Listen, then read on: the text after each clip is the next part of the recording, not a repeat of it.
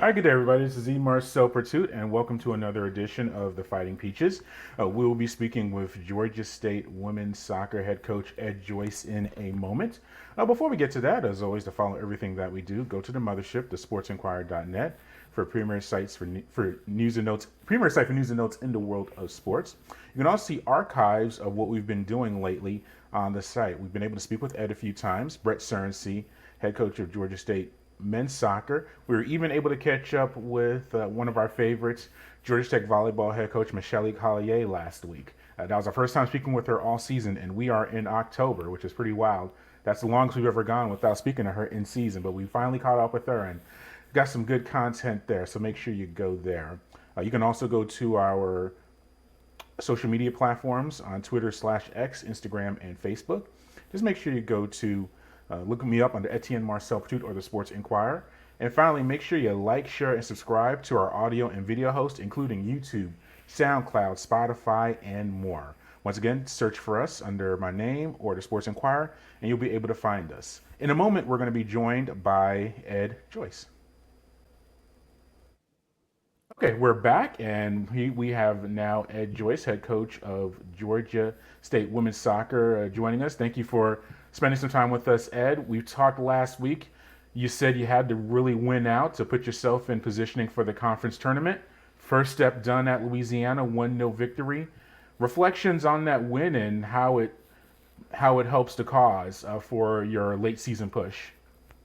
Yeah, I played really well. I mean, obviously we're unbeaten now in the last 4 games. No ODU got a draw, then we've won the last three in a row. So, put ourselves in a really good place. I think we've actually secured tournament play, which is great with some of the results. So now, obviously, going down there playing Coastal Thursday, and we're playing for seeding at this point. Which rewind 5 games or so, we probably would take it anyway. So the fact that we're looking to push ourselves higher up the seeding is definitely a testament to the girls' commitment and work rate that they've put in. Louisiana itself, I thought we played really well. I mean, we probably look back at some chances we didn't take and could have made the game a bit more comfortable for ourselves if we had taken them earlier on. But I think it was a good performance from the group as a whole. Defensively, we were solid. Jay in goal did a great job dealing with the direct ball. And our attacking players, I thought, caused them problems, and are starting to get confident at the right time. Yeah, you outshot them 17-5 in the contest. Now, Leah did have that lone goal in the 18th minute, but you really controlled play throughout that contest. Do you think that was one of the more complete matches that we've seen from the Panthers this year? I think so. I think it was a tough game. It was hot down there. I mean, it was 85 at kickoff, which for October is crazy. But we felt we controlled it. We didn't really give them many opportunities to hurt us in and around the box. And when the chances came to Aaliyah, it's probably the best goal she scored here, to be honest, from distance. And you're looking at some of the other players as well that worked really hard to create opportunities for her. And I think we're trending in a good direction, and hopefully that carries on in Myrtle Beach on Thursday. Yeah, you mentioned Jay having the shutout. I think it was her 22nd of the career, tying the school record. I've noticed improved defensive play as well. You really locked it down. Just what about her contributions and just the entire defensive unit, really controlling that side of the pitch? Because you only allowed 5 shots in the entire contest in a free-flowing game.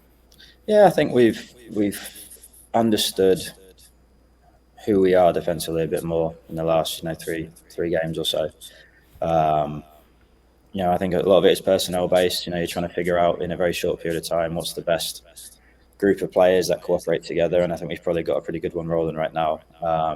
But it's always one performance away from change. So we historically are a team that doesn't concede many goals. So this season has been a bit of an anomaly up until the last 3 games. So we're kind of back to who we are and what our identity is, I feel. Last year, 12 goals complete the whole season. We conceded and had 9 shutouts. So, I mean, that's more who we are. So hopefully, the girls identify with that and what it takes to keep clean sheets at this level, and we can carry it on for the rest of the year. Yeah, and now you have Coastal coming up, as you said. I think your final regular season match. Uh, you said you've secured the spot in the postseason, but seeding is still, a factor. Obviously, you want to win the match, but what are some things you want to see the team continue to do well as you get ready for the conference tournament, which is coming up very shortly? Just going to continue being who we are. Our identity is one of we can kind of do it all. We can go direct, we can play short, we can play out the back, we can go big. And I think, understanding the moments to do so are really important. I think being stingy defensively and understanding that that's part of who we are as well. Defensively, we do a good job in the mid block, and then maybe in our own boxes, we've been a little bit questionable throughout the season, but we seem to have found that pride factor again in keeping clean sheets. I think that's going to be important. And then also just being competitive. We've talked for the last 4 games about every game kind of being a cup final and a really important match for us. And the girls are bought into that and are looking one game at a time, which I think is the most important part. They've got to keep the tournament on the back burner and keep Coastal in the forefront, and just really kind of get what we deserve. We believe we're a talented group that's probably underperformed for the first half of the season, but we're also kind of decimated by injuries for a large part of the season as well. So now we're kind of getting a couple of girls that had more of annoying injuries are kind of getting back to full go, and hopefully we can just keep things going. All right. Well, Ed, we thank you for your time. We greatly appreciate it, and we'll keep track of you and hopefully talk to you before the conference tournament. Perfect. Thanks, Marcel. All right. All right. We thank Ed for joining us as Georgia State women's soccer does prepare to visit Coastal Carolina on October 31st. We'll be keeping track of that match and many more. And as always, to follow everything that we do, go to the mothership, to sportsinquirer.net, premier site for news and notes in the world of sports. You can also find us on our social media platforms such as Twitter/X, Instagram, and Facebook. Look us up under Etienne Marcel Pursuit or Sports Inquirer. And finally, make sure you like, share, and subscribe to our audio and video host, including YouTube, SoundCloud, Spotify, and more. Until next time, good fight, good night, and be safe.